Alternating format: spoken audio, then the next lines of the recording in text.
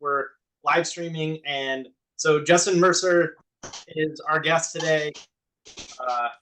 Yeah, it was just really neat. I met him actually in Vegas. I've been watching him on Facebook and asked him if he wanted to be on the call when I got to meet him, and he had these really cool. It says "World's Best Realtor Runner-Up," if you can see it.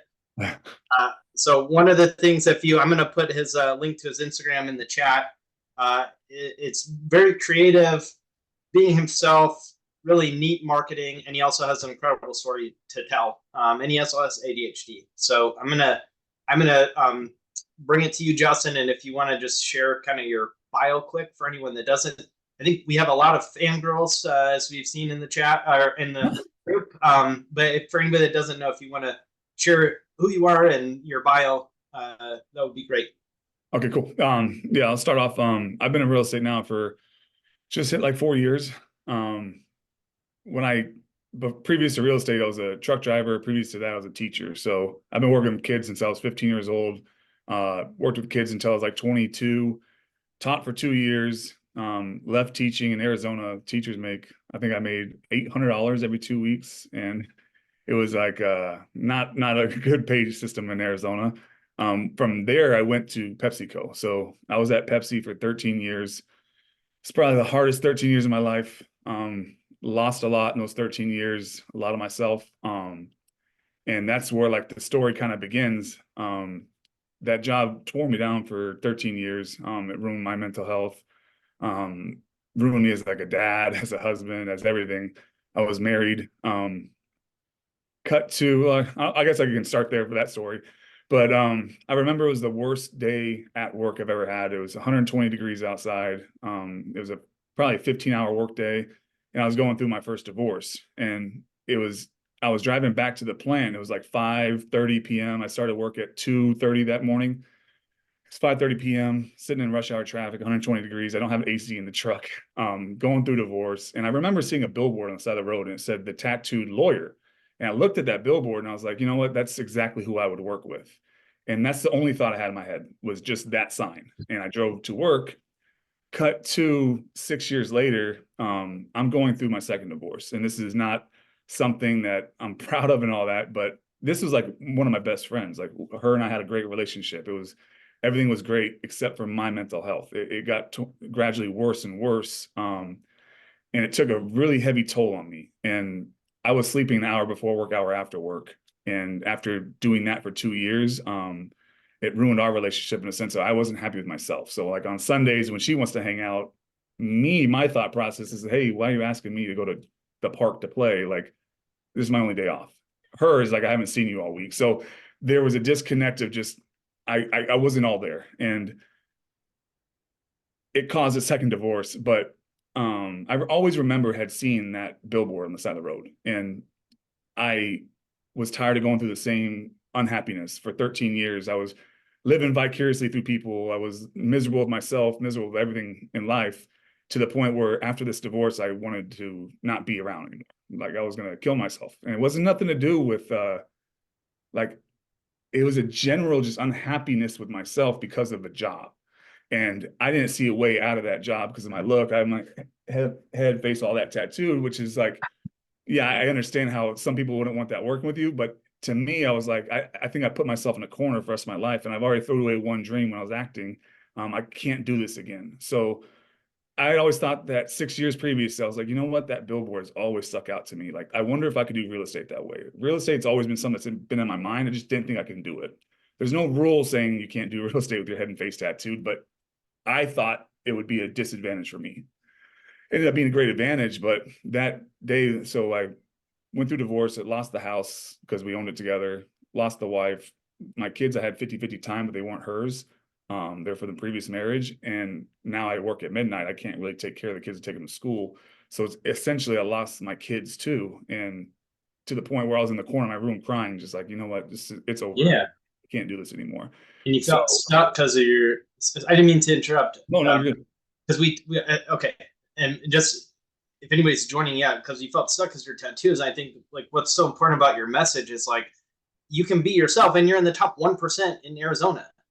So that's what we're getting to too, is like, you can be yourself, you can be different. That's your Instagram, your things that you do, they're incredible. And so that's part of the message too. I think that's so powerful is that be different, be yourself. And you're at this dead end job that's draining you because, especially with ADHD, like we love to create and be ourselves and be authentic and be challenged. And you weren't challenged. And so, and we have a lot of people that have gone through depression and things like that. And so you're just, yeah, I didn't mean to, No, there's such a story here of, and like we have rejection sensitivity dysphoria, where it's like this fear of rejection on steroids, or wanting to please people. And it's like you've gone through a second divorce and you just lost your kids and you think, oh man, I've got tattoos, I can't really be myself, or how can I be this, image of a real estate agent's like this shiny whatever. And that's not your story. And you actually are beating a lot of those agents that are shiny with no tattoos. So yeah. I just So throw that out there. Yeah. to add on to that, I didn't know I was an entrepreneur until I became an entrepreneur. I didn't know I was a marketer until I started marketing. All these things I get accolades for, I had no idea that was locked up inside me. It was just, this is what I do. This is the only thing I'm good for in life. And that's how I did that for 13 years. So corner of the room crying like I lost everything. And I remember seeing that billboard. So I just said to myself, you know what? Like I'm already at the worst part of my life. The decision I want to make is already can't get worse than that. So I'll just go try it. And I literally, it was 9:00 p.m. at that night when I was like, you know what? I'm just going to try it. If it doesn't work, what else can happen? Like, it doesn't matter if it doesn't work. Yeah. You have nothing to So lose. yeah, that night I went to work I went in early. So I started at 11 p.m. and I got off work at 1. I went straight to real estate school and signed up and went to class that night. So for 2.5 weeks, I didn't sleep. I maybe slept, I'm not kidding you guys, I maybe slept 20 hours in 2.5 weeks total. And that was like 2-hour naps in the car, because I would go straight to work, to school, to spend any time I could with the kids, to drop them off, to go to school. And I did morning class and night class in the school to get it done. Hyper focus, right? Yeah. There's the ADHD, the gift in there. I didn't even know. So I didn't know that. It was just like, it wasn't like I wasn't sleeping. I was just on go mode for 2.5 weeks. I didn't care. Yeah. So passed the test and now I become a real estate agent. And I still had a job. So I still was working 60 hours a week. The news ended up doing a story about me here because a couple of realtors that are big names made fun of me on Facebook, and I shared their stuff and it blew up and went to a news story. So now it's like the news did a story about me. It's got syndicated to 13 different states. So now it's like the names starting to get out there, and I still had a 60-hour a week, 70-hour a week job. And here I am after the news story, people start following me and want to hear about me and all that. I didn't have any closings or anything, but I'm telling everybody to chase their dreams. Like, I got this opportunity to chase your dreams. But in reality, I was being a hypocrite. I had a safety net and I was afraid to quit that safety net, because what if real estate didn't work out? So in February of 2020, I took the step of just going full-time into real estate. I had my license 3 months prior, but I didn't do anything with it. I was still working. And that's when February 2020 is when I just said, you know what, I'm going to go in on myself and do the business. March 2020, what happens? COVID hits. So now I have my back against the wall. Like, I don't have a safety net. I'm single father of 2 kids. I'm in a career I've never even known. I don't know anything about real estate or business or marketing or branding or social media. And what I did is I interviewed myself. So it sounds stupid, but it really gave me clarification. So if I have to go get a job, what am I going to do? I'm going to sit in front of a job recruiter or a manager or whatever, and I'm going to sell myself to them. They're going to ask me questions. I'm going to sell myself. So instead, I just looked in a mirror, and I asked myself the questions a job interview would ask me. And what have you done? What experience do you have? How are you as a person? What have you done for other companies?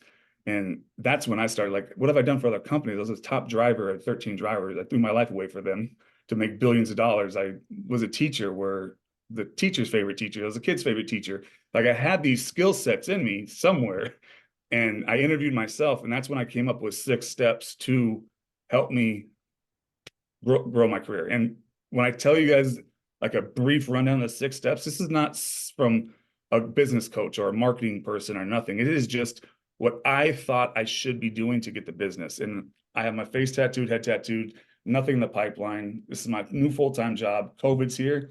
And these are the 6 things that I think will get me to business the quickest. So if you want, me to go through those, or what do you want to? Yeah. So I want to, because that's what we're going to do today, is just I mean, social media is incredible. I typed it in the chat, and it's being different. It's standing out. I mean, I follow your social media because it's fun and it makes me laugh and it's unique. It's so different than anything. And we just had a call last time with Rachel Adams Lee. So if you don't mind, I'd actually like to do a screen share on your social media, just so people know like the point of reference. Yeah, for sure. And then yeah, we're gonna. So he and I talked about like what are the 6 things that he's doing that's working for him. So I'm gonna do. So your main thing is Instagram, right? Or Instagram, yeah. Yeah, that's like. I mean, yeah, you're doing pretty solid on there. And so you've got videos. You said you interviewed yourself. There's some really funny stuff like memes. I thought this was cool for ADHD. It's like me doing real estate my way, the real estate industry. Right? There's humor. You can see the engagement on here. So this is a way that's like really authentic to you and really working. So this is where like with ADHD, right? We have 10 times the amount of thoughts are really creative. And so you've done an incredible job at using your creativity. I mean, this is great too. I mean, right? You poke fun a little bit, but not in a harmful way or hurting anybody. Your humor's good. And so yeah, I mean, you have 86 comments on here. This is crazy. And you're doing, Yeah. you said it's over 100 units. Are you doing more than? Yeah, so we have a retail business and an investment business. So we do a lot in Arizona, but we also do like cash buys and creative financing, innovations, wholesale, all that stuff nationwide. So we have 2 ends of the business. Okay. That's something I didn't even figure out until my 2nd year in the business is the opportunities that real estate brings in itself. And I could also afterwards touch on social media because I have a different view of social media too that I think agents need to hear because I think they go off of just like kind of one set system, and I don't think it has to be that way. Yeah, yeah. And what you'll see, the other thing that you do really well is last week, Rachel Adams Lee and talked about like the 80-20, where it's like 80% personal, 20% business. You can see he's not putting his listings on here, and yet you're getting hundreds of sales. You're just doing like humor, like you got some humor around real estate, but you also have just funny stuff, right? Or just a picture with you in your car. And so this is what we're talking about social media. It doesn't have to be this perfect thing. I mean, in front of the Christmas tree, you know? Yeah, I'll tell you kind of why like you said, the listings and stuff. I'll tell you guys also why I don't put that kind of stuff on my social media. Yeah. Let's get your 6 steps. Okay. So, and this is not something like I just want everyone to know. This is an average Joe's perspective. I don't have any kind of degree or any kind of expertise around there. It's just what ended up working. So the first step, and this is March 2020, I have nothing in the pipe, nothing going for me. I'm full-time an agent. COVID's here. And the next month, I ended up closing 1.5 million in sales within a month. And I had no idea it was coming. I had no idea how, but I'll show you how. But so step number 1, it sounds stupid. It was my why. And everyone always has a why, but I didn't want my why to be about anybody else but me. And a lot of people's whys are their spouse or their kids or something. Like my why was about me, like what's going to get me going, because people say my kids are my why. I work for my kids, but in reality, I took my kids to Disneyland when I was unhappy. Like I kissed them to sleep every single night. Like they were happy. I was unhappy. So I did always take care of them. If real estate failed tomorrow, like I could go get 2 warehouse jobs and provide, like that's never going to stop me from providing for my kids. So my why was something that was going to help me keep going. And that was to shut people up. That's the more sense, like that was my, because there's a stigma around heavily tattooed people. And I know a lot of very successful, heavily tattooed people, and the stigma behind it. Yeah, I get why it's there for sure. I'm not naive to that, but it doesn't mean they're incapable. Like they're perfectly capable doing everything everyone else can. It's just they're getting held back from something. A lot of the times it's themselves over a society. I always thought real estate would be society more. Now it was me holding myself back the whole time. So my why to shut people up, it was more to just change the stigma. Like I know with my character and my work ethic, I can change anyone's mind if they have a 30-second conversation with me. So if you have a why that keeps you going, and that was my why. So the second one is something I'm very confident that I do better than any agent. And when I say this, don't take it the wrong way, but I think too many agents think like agents and they don't think like a consumer. And my number 2 is think like a consumer, not like an agent. So anything I do marketing wise, anything I do social media and business with my clients, I always put myself in a consumer's aspect first. So there's something I learned from one of the Navy SEALs, and it was, if you can live your life in perspective instead of perception, your life will change. So anything I do is I'm looking at it more as a perspective. That means outside looking in. If there's a bird eye view, perception is how I view it should be. So anything I do in marketing or anything, it's thinking like a consumer. So I can give examples, like I put listings on billboards and stuff. Like the reason doing that, like, is it necessarily going to sell through a billboard? Absolutely not. But if I tell a consumer, I put all your listings on billboards, like, what do they think? Like, oh, I'm going to get and I send them pictures, put it on their social media, get them the billboards to have. But that was like an idea of thinking like a perspective, like a consumer would want to see that. They're going to be freaking thrilled to see a house up there. It does get more eyes. It does, but it necessarily won't sell on a billboard, but it's more like to show people we go the entire length of marketing. Like our job is exposure. Number 3 was perception. And all these steps, keep in mind, like I go 40 minutes into all these steps. Like when I do a speaking event, it was like 2 hours. I go like deep dive, 40 minutes worth of it. I'm just going to give a couple highlights. Number 3 was perception. And I say perception because one of the biggest draws I had to social media, the very first thing I did was I went to all my people and I said, how do you view me doing real estate? And they all laughed at me. Like they said, you can't. Not because I physically can't, it's because they said you can't change the perception of what you are. So in my mind, I said, well, what am I? So what do I do well on social media? I said, well, I used to make memes all the time. Like I weekly would make memes because it brought me out of my dark spot at work. If I can see something and laugh, like it brought me up. So I would do memes all the time. So when I started thinking like perception wise, like real estate's boring. Like I don't know any realtors. Before I was an agent, I didn't really know agents. I knew Russell Shaw, who was here in Arizona, but it's because he had radio ads, TV ads, billboards. That was the only name I knew as an average Joe. So I was like, how do I become better than average Joe? And if I think about it, if I went and fell down tomorrow and got hurt at Target, I know 4 lawyers to call. Not because I know them, because I know their jingles and I see their billboards and they have easy phone numbers. So when I started thinking, I said, there's no name like that in real estate here. Like if I can become that, I wonder if that will help me business wise, because I'm not going to go door knocking. I'm not going to cold call. So when I said perception, here's the idea around that is I had after the news story, a team had a $3.2 million listing in my area. And they're like, hey, you got a lot of credit on social media right now. Can you do an open house there? And I was like, you know what? If I'm going to do an open house, I'm going to do a video and make it good.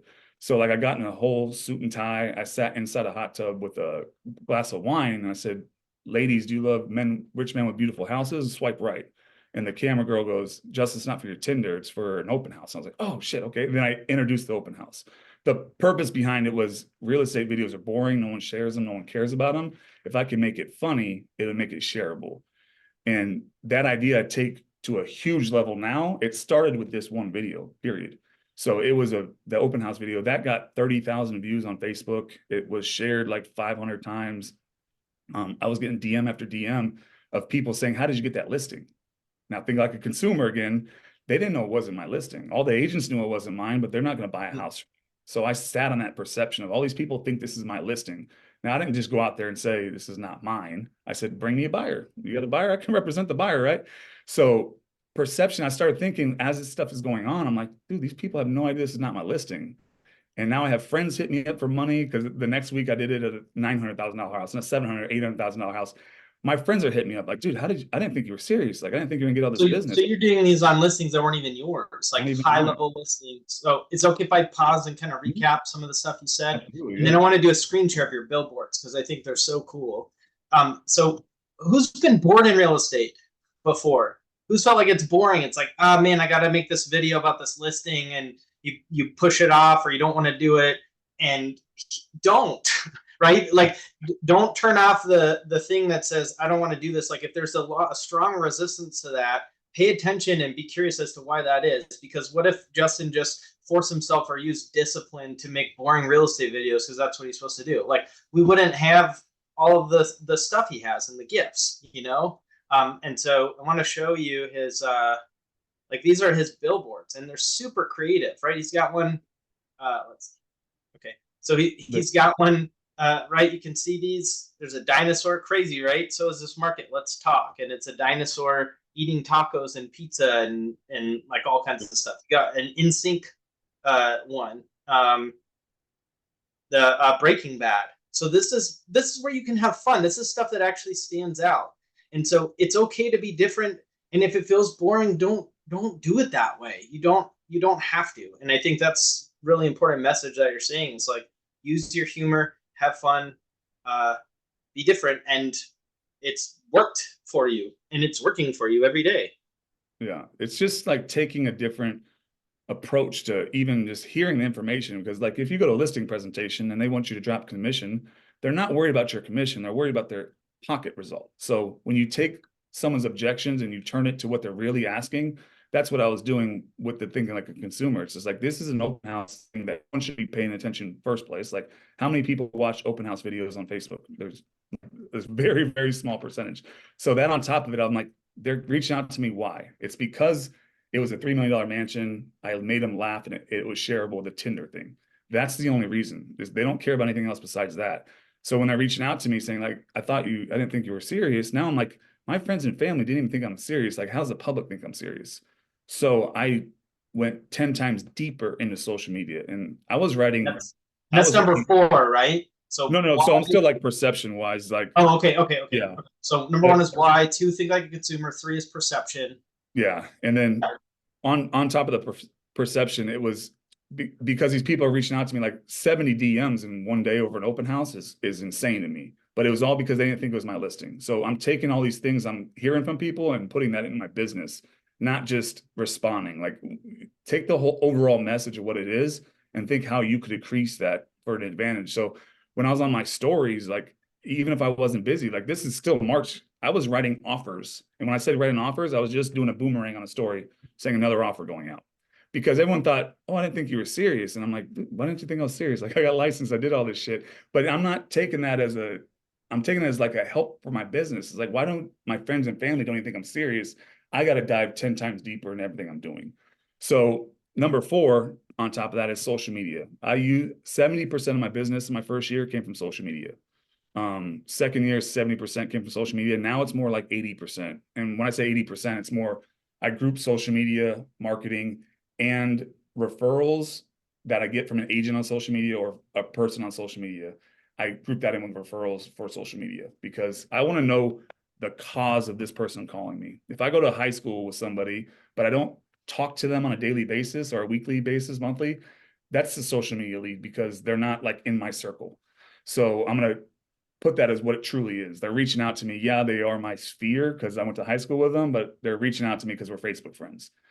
So now it's to the point where it's 80%. And social media is a big miss, I think, for a lot of people. It's A, they don't use it enough. B, they're not consistent with it. And then C, I think a lot of people are doing it the wrong way. And I had that mindset of, I know real estate's boring. I'm not going to try to impress anybody with real estate. The next video I ended up doing, I had 6 deals come from this video in 1 year. And it was a video that everyone in my office told me not to post. And they're like, it's too risky, don't post it. And in my mind, I was like, what does it matter? And they're like, you want them to think you're professional. I was like, no, you don't. I said, they already don't think I'm professional. Like, look at my face. And hey, that is a common conception or misconception of tattoo people. They think we're not this. So I'm like, if I do a funny video, it's just getting my foot in the door. Like, no one's going to look at my video, want to use me no matter what it is. It's going to come from the conversation. But if I can have my foot in the door, so any kind of marketing piece, any type of social media, it's just to get a foot in the door. It's not like a value proposition. It's not a call to action. It's just to get my foot in the door. When I have a in-depth conversation with you face to face or over the phone, where you can hear my tonality, when you can see me smile, like when we're having good conversation and have good diction and we're talking about the market, that's when you're going to say yes to me. I can't get you to say yes off of a marketing piece. So when I say social media, it's more doing it smart, not how everyone else is doing it. And I was only going for shares. I did not care about anything but a share button. And everything I was posting in the beginning was a share button. That's so brilliant. How many times have you shared a listing or something real estate and you get like 2 people that like it? Who's done that? So in the intention, if you think about that, it's so powerful. It's like the intention is, oh, let me sell this or let me do a call to action, whatever. And what you're saying is, no, let me get visible. Let me get well known. Because the other thing that you said there that's so important is like, how are people standing out? When you think of tattoos, we're going to think of you. And when we think of like humor, we're going to think of you. Whereas like, what is the thing that when somebody mentions a word as a real estate agent, what are they going to think of you? Are you the person that is really connected to the animal shelter and they think of dogs and they think of you and that's what you do at client events? Or are you the person that's like fitness and you post that all the time? Or you have some kind of interesting hobby or something? That's what I'm getting from this is like, stop trying to blend in and do what you're supposed to do and stand out because you got 6 deals off of one social media video and you were just wanting to like help people or share it, right? Oh yeah. So like with the share thing, it's like an average agent, an average person. Let's say you have 500 Facebook friends, right? You constantly showing real estate stuff and family stuff. No one, it's not shareable. So you're not going to get in front of a new audience. Now, your friends and family are most likely to use you, right? But how many of them forget about you? So your social media, yeah, you could be in front of them all the time, but when they're in mode of buying, you're not their first thought. Their first thought is, where are we moving to? Are we farther, closer to work? Where are kids going to school? There's so many other factors going on that they absolutely forget about you. They have to see you all the time. So the sharing thing was like, I already assume my friends and family are most likely going to use me. I still need to be in front of them. My social media is, I'm consistent enough where they will reach out to me, but I want everyone. So these shareable videos I was doing was because if Sally Joe shares my thing and she's got 300 followers and she gets 20 views from that. Like how at some point, this is just a domino effect of different people coming to your page. And that's what you want. And when I say that video, it was a video when I showed an email and it said, Yeah, we want to know the video now. oh, so yeah, so it started off on an email and it said, Justin, you're very knowledgeable of the market, but me and my wife decided your look was too much for us and we're going to use a different agent. Oh, I know what you So mean. I already knew it was going to fire people up because it said your look was too much for us. But when the camera turns to me, I have like a pink stripper mesh shirt on, and I have like an SMN mask, and I take off the mouthpiece and I spit out a ball gag. And I was like, "Can you believe how stuck up people are these days?" And like pink fuzzy handcuffs on. But that was the look that I was talking about in the email that they were talking about. But it just threw their mind for a little flicker. So that one got 45,000 views on Facebook, and I got another like I think 10,000 on Instagram. But the point is, like, this had nothing to do with real estate. That video had absolutely nothing to do with real estate. That most people think had everything to do with real estate because I'm an agent. I just had a client lose me because of looks, and it made you laugh. So that was shared. One of the people I picked up was a buy sell. She referred me to her best friend, buy sell, and then she sent me another referral later on. So that one video was someone who didn't even follow me. Her friend shared it, who she saw it and reached out to me. So that was number 4, social media. Like I can give you hundreds of examples, but that one blew my career up. The 5th one is R&D.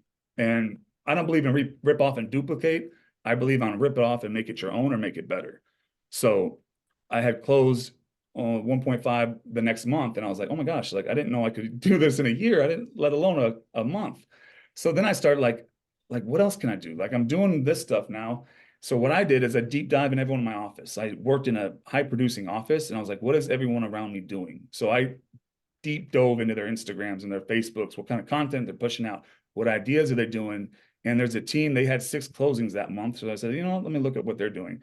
They were giving out that previous Friday, they were giving out donuts in the park. So what they do is they get a bunch of to-go coffees, donuts. The same neighborhood they farm, they give out donuts that day. They took the rest of them to police stations and fire stations in the area. And I was like, you know what? That's a great idea. Let me do that. It's COVID. I'm going to deliver a bunch of cookies to hospitals. So then now I hop back into think like a consumer mode. If I'm a doctor or a surgeon, whatever, and I'm in the hospital working and I see a box of cookies, I'm gonna open the box, take a cookie out and leave. I'm not gonna pay attention to the business card that's taped on top of the box because that's what they're doing. You see that they got the donuts from oh Here, I think I'll grab that. No, I saw the donuts were from Dunkin' Donuts when they were giving them out. So when I was thinking about it, like a consumer is like everyone that comes in the office that drops off stuff, like lenders and title companies. Like I don't ever pay attention who brought it. I just grab a goodie and walk. So I started thinking, how do I make their idea 10 times better? So what I did is I got custom boxes made. So they're big, high gloss black boxes. And on the front, it said, let's ink a deal. On top, it had my logo, it had my cartoon character, had my Instagram and phone number down the sides. But this thing's a color bomb. Like you cannot look at this box and not wonder who it's from. So all the cookies were in the boxes. So now I'm dropping off 7 donut boxes full of cookies to a hospital. I was on 27 stories that night of nurses and secretary, whatever position they're in, because there was all over the break rooms. And they were taking a picture of my box and my Instagram's on it. So they were tagging me on it, say thanks for the cookies, because they were from Sprinkles or whatever, Crumble, those Yeah, fancy. yeah. Yeah, so there it is. It's somebody else's idea. There was a donut idea that another team was doing. I just figured out how to make it 10 times better. So if there's someone around you that's doing the business you want, like what is something you can tag on to that everyone does, or what can you do that they do better? And this donut box, I think I've had like hundreds of agents like reach out to me about where that got them made at and stuff like that.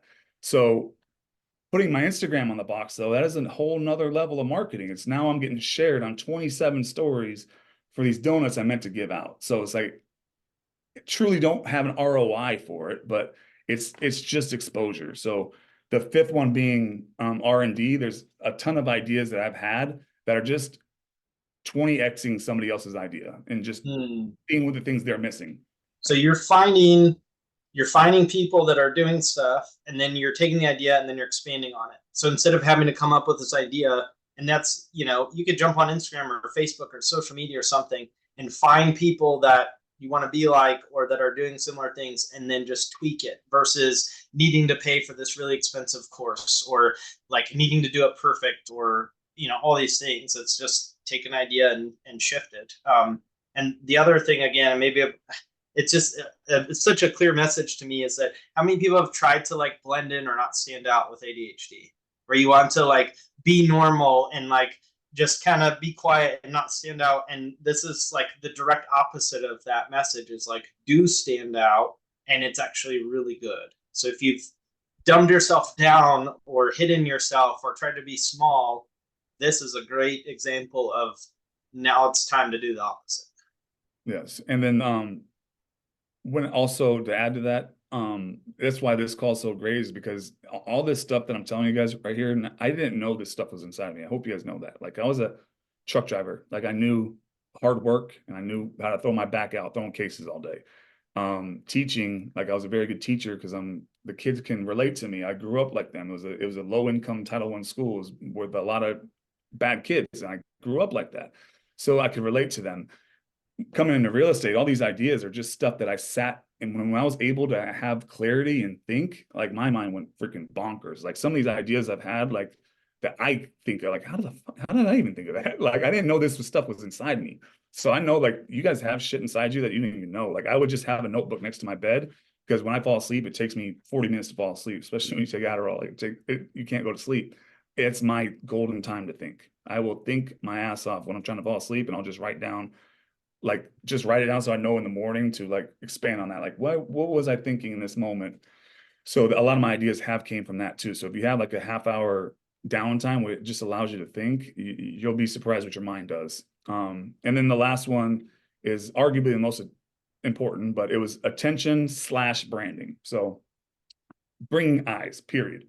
Whether that be through attention or branding, it's eyes that you're going for. So that's what blows me up when I was getting the business, was getting eyes on me. Like whether you love me or hated me, you saw me, you spoke about me, you talked, like at some point, like the word of mouth was traveling. So I ended up getting a billboard after my first year, and a lot of that was for attention. But then I started thinking, I was like, what other things bring attention? Like what is a car wrap I can have? Because I had my car wrapped. And then when I would go somewhere, and this is just a Nissan Altima with stupid vinyl stickers on it. It was nothing great. But when I go somewhere, someone says, I see your car around all the time. I'm like, see my car? Like, it's just a freaking Altima. What do you mean? It was the stickers that was driving their eyes to it. They're like, oh yeah, I see you all over the place, because I was driving everywhere. So I was like, you know what? What's a car that everyone looks at? Like, no matter what you are, where you're at in life, you look at it and you're like, yep, I'm going to stare at that. It's a limo. Like everyone stares at limos. Like I always see like limos. I'm like, oh, I wonder who's in there, right?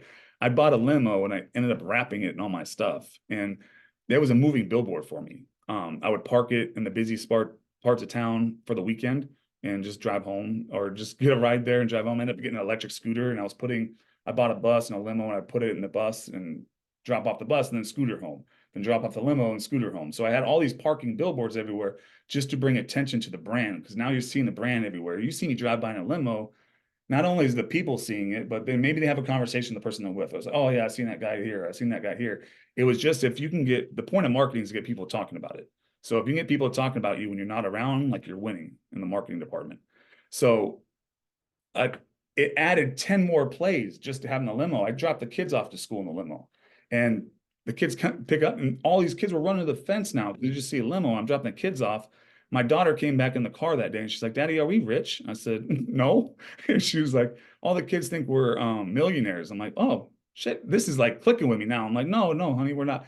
I started getting t-shirts made with my cartoon character on it, and said future house slinger in the back. And some of them said like, sell houses, not dope. And all these kids at my kids' school wanted t-shirts because they see the limo, now they want t-shirts. I went to an event at my kids' school. I saw 7 kids wearing my t-shirt.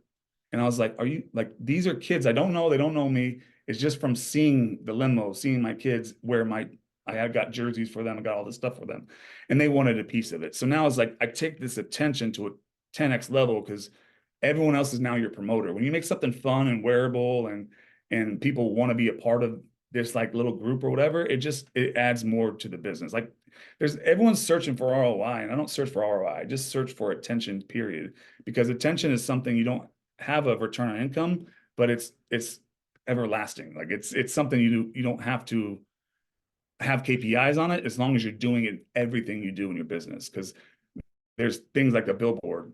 The very first billboard I had was a suit. Like, it looked nice. I smiled, and there was a call to action on it. And there was agents sharing on social media, like, making fun of me. Like, I can't believe this is a thing, blah, blah, blah.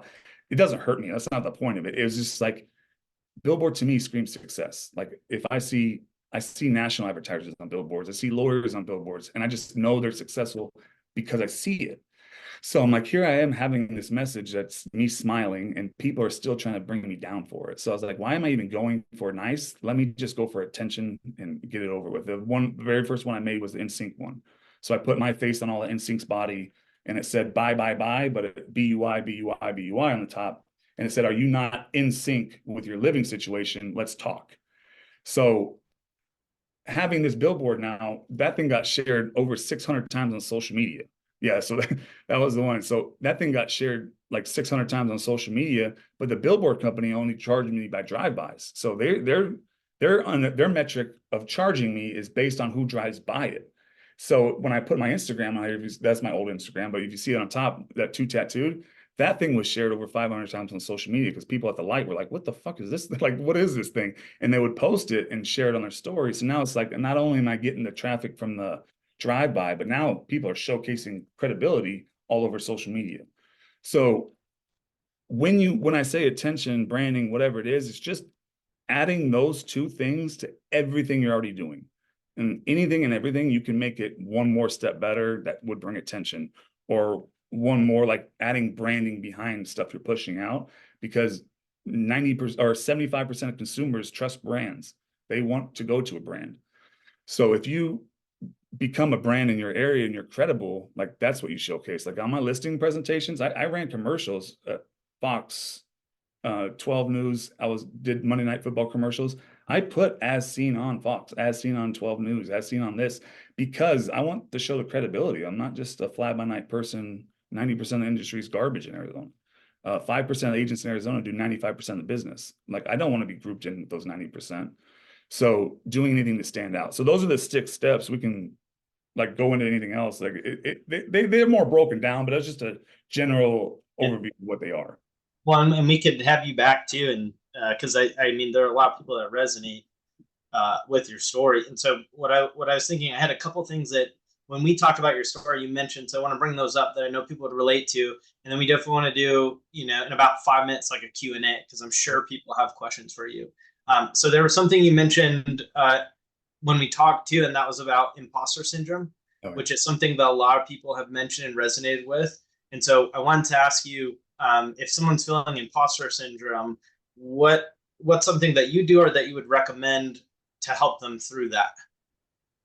A lot of that's self-discovery. Like, the one event, we spoke about this when we were talking, but I got asked to do an event about marketing. They wanted to speak about marketing. First off, as soon as they said that, I was like, hey, I don't have a marketing degree. I'm just a average Joe truck driver. And they're like, no, but like you're great at marketing. We want you to speak. So I took that as being nervous. Like I don't know anything about it, but in reality, you do. You like, you know what you do well and you can showcase that. But when I was there, I was speaking with like a Penn State business person, like a Johnson & Johnson like rep, or there was three people that were like very past where I'm at. When I went on stage though, I just was real. The first things that came out of my mouth was, hey guys, like I don't know anything about marketing. I know nothing about branding. I know nothing about social media, business, or real estate. But 2 years ago, I was at the worst point in my life, to the point where I wanted to kill myself. And these are the steps I took into my business that every average agent, average Joe can do.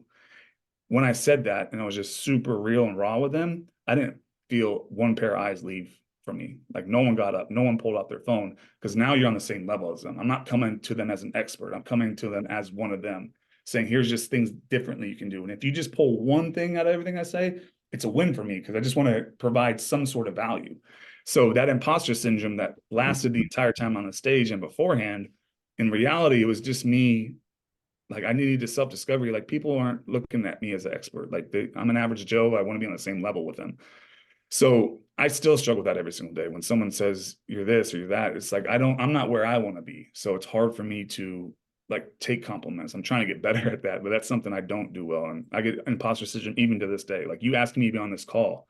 Like I don't think I deserve to be on the call. Like I just always battle that, but it's good and bad because it always makes me want to achieve more, you know? Well, and what you said in there too is now that's what I got from there. Cause I think, I mean, I can get it sometimes too with this, and it's not thinking like, oh, I've got to be this big person that's up on this pedestal to do a good job. It's what I heard is like, I'm just going to level and be myself. And actually that worked out even better. So I think sometimes imposter syndrome can be, I'm not this, which is like something ahead of us or above us in our head. And what you said in there is like, actually being this up here is not actually as helpful. Like, I don't want to be over people. I want to be at the same level, and I'm just going to be me. And I think that's really powerful. Way to And put it, yeah. yeah, and like what you said, like if it comes up sometimes, I mean, it's not impeding you where you said, no, Tyler, I won't do that. And you still shared and you're still authentic. And that's brave too, you know? So even if it keeps popping up, what I'm hearing is like, still show up, still help people. Don't worry about the ROI, and just, be yourself. And because that's incredible too on your social media. You're just so yourself and you allow yourself to be different too. Yeah, people want that authenticity. They want an average Joe, and then at the same time, like you do get rid of people. Like I know there's people that don't want to work with me, but there's a marketing style I want to share with you guys that I learned through marketing. I learned at that conference I'm just speaking about. 33% of people will always use you. 33% of people will never use you, never even want to talk to you. And then there's another 33% that they're just indifferent. They're not out. They're just, you need to pique their interest. That's it. So if you think about it, a lot of people, they focus too much on trying to drum up new business and trying to impress people. If you took all that time just pouring into what you do well, your people will naturally be attracted to you. And that's what a lot of people do. Like if you look at McDonald's, McDonald's is a big, huge name. Everyone knows to go to McDonald's. They still push billions of dollars worth of commercials. They don't get vegetarians, the vegans, the health nuts, the gluten allergies. Like they don't get a lot of people, but they still push their message just as hard because they know their people will listen to it. So what I stopped doing is I stopped caring about the people who are never going to use me anyway. Like if you see my billboard like was professional and you still make fun of it, all you're telling me is like, damn, I'm taking this whole thing differently. Like these people still are not going to use me. Credibility didn't impress them. My message didn't impress them. Like they turned off by me, period. I could be anyone up there. LeBron James can cure cancer tomorrow. Half America is still going to hate him. So it wasn't me. It wasn't like the message I was pushing, it was me. So now when I changed my focus into just being myself and pushing out my crazy stuff, everyone naturally comes to you. Like there's people on this call that maybe not, they wouldn't use me maybe if they were a person, but they might hear something on the call. We're like, oh shit. Like I resonate with that. Right. So instead of trying to be this person I wasn't, I just started being myself. So the other thing I'm hearing there too is like with our social media content, don't try to please everyone, because you're just going to stay neutral and kind of boring. And so instead it's like, yeah, what freedom. I mean, I'm getting a lot from this too. It's really helpful. So just, yeah, 33% will always use you, 33% will not, and the rest may. That's what you said? Yeah. Okay. But Okay. if you just don't focus on the 33% that won't use you, Right. what I stopped doing. Okay. And then I'm gonna ask you one more thing quick, and then we'll move to Q&A. So one thing you said on our call together before this was whatever you want in life, go out and create it. And so what advice do you have for people that are afraid to maybe be quite as out there, or there's something they know they want to create, but they're afraid or are stuck? First is be very clear on what you want. So like don't be surface level, like go beyond surface level and say, what is it that I'm asking for? If you're asking for business, like business could be 70K a year. Business could be 250 grand a year. So you need to be have clarity around what is exactly that you want. And are you willing to do the things to get there? Because if you have goals and you don't have the willingness to get there, you will naturally tear yourself down to the point where you'll never get there, because you'll always find a way to be, I don't want to say this wrong way, like be victimized. Like you will find a way to make an excuse for it. So make sure your end goal matches the effort you're willing to put in. But just trying it, like if you don't try, you'll never make it anyway. Like I knew I want to do real estate. I always want to do it. I know for 10 years, I would drive up Camelback Mountain just to look at house and architecture. Like I was interested in real estate, but I always tell myself like, you can't with your look. And there was no rule behind it. It was me saying that. So until I took the step where it's like, you know what? I've always wanted to do it. I'm just going to try it. If it doesn't work, it can't get worse anyway. It doesn't matter.